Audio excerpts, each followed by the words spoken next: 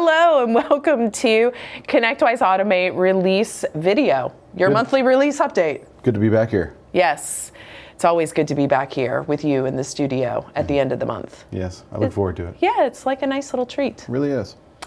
So we have a kind of a light patch this month, a lot of bug fixes. There are just a few onesie-twosie updates for patch 8, 2019.8. So let's roll through it. What's new? So as you are well aware, the enhancements, most of the enhancements we've been making lately are to the ConnectWise Automate new web control center. And so in patch 8, we see some ID columns that have been added to the computer and network devices grid. On first load, you might find the ID column all the way to the right-hand side, so you might have to click and drag it and move it over. Of course, you have the ability to change these grids through your grid option settings and kind of customize that. So yeah, good stuff. I've always kind of envisioned that there's this one computer that you end up spending a lot of time working on. Maybe it's one where you get a lot of calls from a contact, or maybe it's like a test bed that you use a lot. So once you learn the ID number of a certain computer, it's so much quicker and easier to find it that way than just trying to navigate to it. So if you get into that mindset, like boom, now I can do it in web. There you go.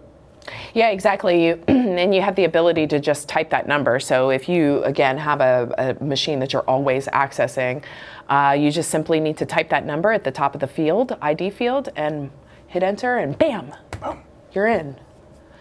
Another new awesome thing that we've added, well, it may be awesome to some, maybe annoying to others. So what you can do is, this is for awareness. It's simply a pop-up when you log into the control center, so your desktop version, you'll see this pop up. It's for awareness for our new web control center. It's not really new anymore because it's been around for a hot minute, for about a year now. But believe it or not, there are still people out there that just aren't aware that it exists. So this is, again, for awareness. Feel free to select the don't show again, and it will never pop up again.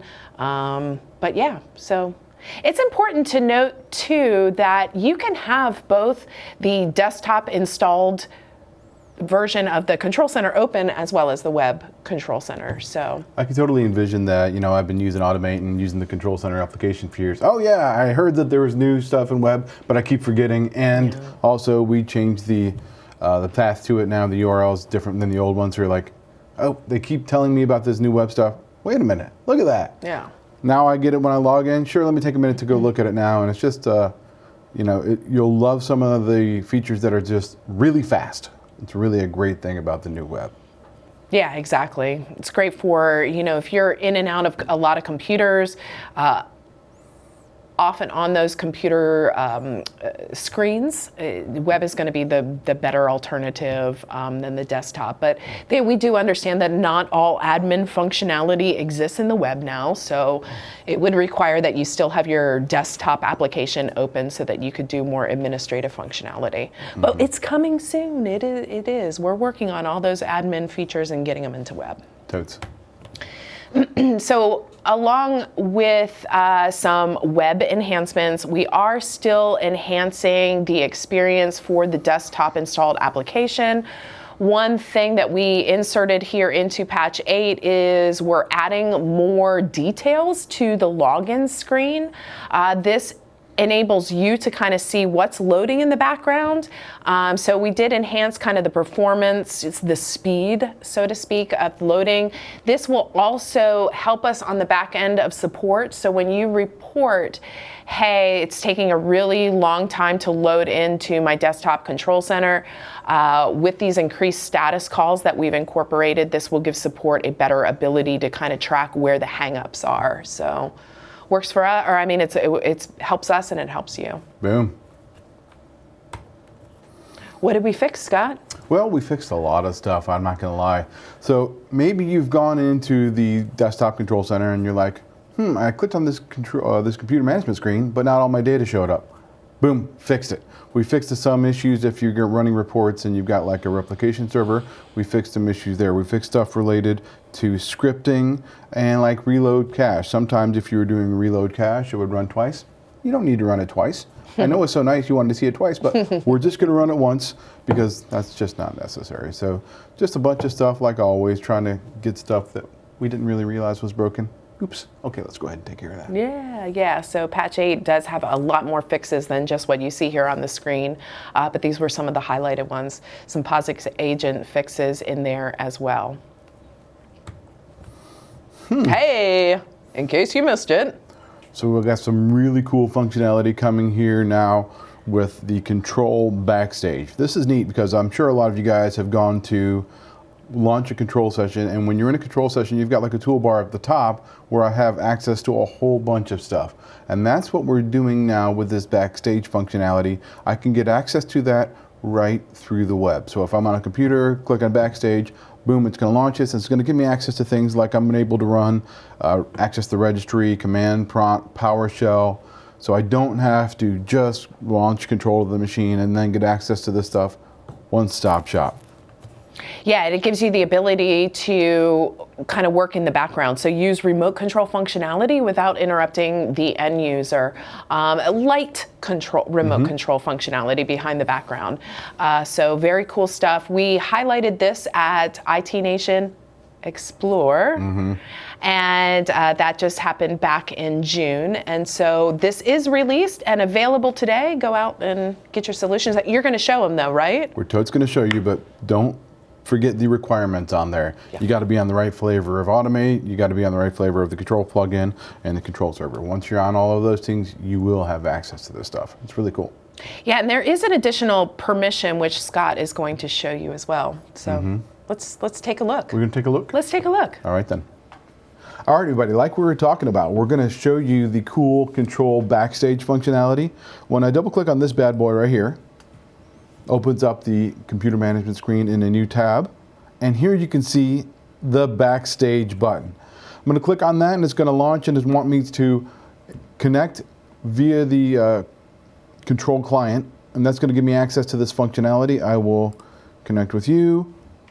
We're going to go through the process to get the screen, and here I am. Real quick and easy. I've got things that you can see. I've already got my command prompt up in PowerShell. This is where I'm using the tools that are available through Backstage. That's going to give me access.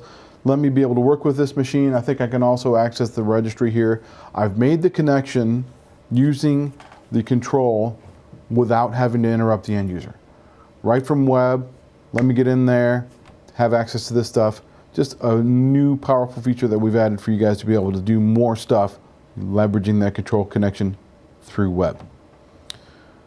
But it does require that permission we were talking about. Now let's go ahead and take a quick look at that, shall we? Yeah. Now for the permissions, I'm still going to go back to my desktop control center application. I'm going to go to System, Users, and Contacts, and the User Class Manager. That's right, because you need to add the permission on the user class. So once I have this added to the user class, I'm going to be able to perform the Backstage functionality we were just looking at. This is a plugin related permission. So let me select the user class I want to affect first. In this case, I'll just start with LT admin. I'm clicking on my plugin column over here. I'm going to expand ConnectWise Control plugin, and boom, there I have switch logon session. You can see it's already checked for me because that's the one I was using to demonstrate you for. But anytime you're wanting to use this Backstage functionality, for whichever one of your users need access to this, make sure they're a member of a user class that has this permission checked, and then they're going to be able to access that Backstage functionality. Don't forget, it's going to be tied to all of the requirements there, the proper version of control server, control plugin, and automate server. That's it. Good stuff. Cool. So just really neat to be able to see how I can do that. Let me access stuff like Aaron was saying. I'm not interrupting the end users behind the scenes, and noting where that all-important permission is. You got to be able to have that permission enabled to be able to see this stuff. All right, so that about really wraps it up for patch 8, but we did want to cover what's coming soon, just in case you had missed previous release videos. This is kind of our staple little roadmap that we've been sharing in these release videos. As you can see on the left, we're showing the web roadmap. What's highlighted in green is stuff that we've already delivered to you, script scheduling, extra data fields, a new getting started wizard, which is going to be great great for our new Automate users, partners coming aboard. We'll have a new company onboarding. So all of this is coming in the next few patches. Stay tuned to those new web features. We are doing some things to the core of Automate as well. What you'll see here is WebSocket is highlighted in blue because that is in pilot right now. But WebSocket is reimagining agent communication, which will then kick off some other core functionality changes like more event-driven architecture.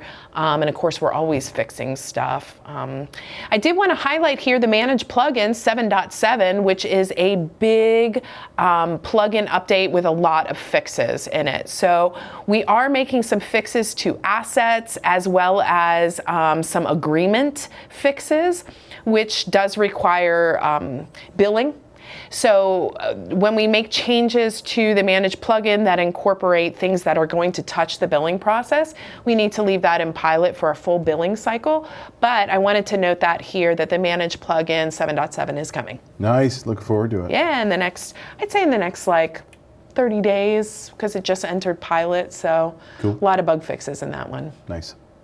All right, we appreciate y'all taking a moment to watch this release video. Thanks, everybody. See you next time. Bye.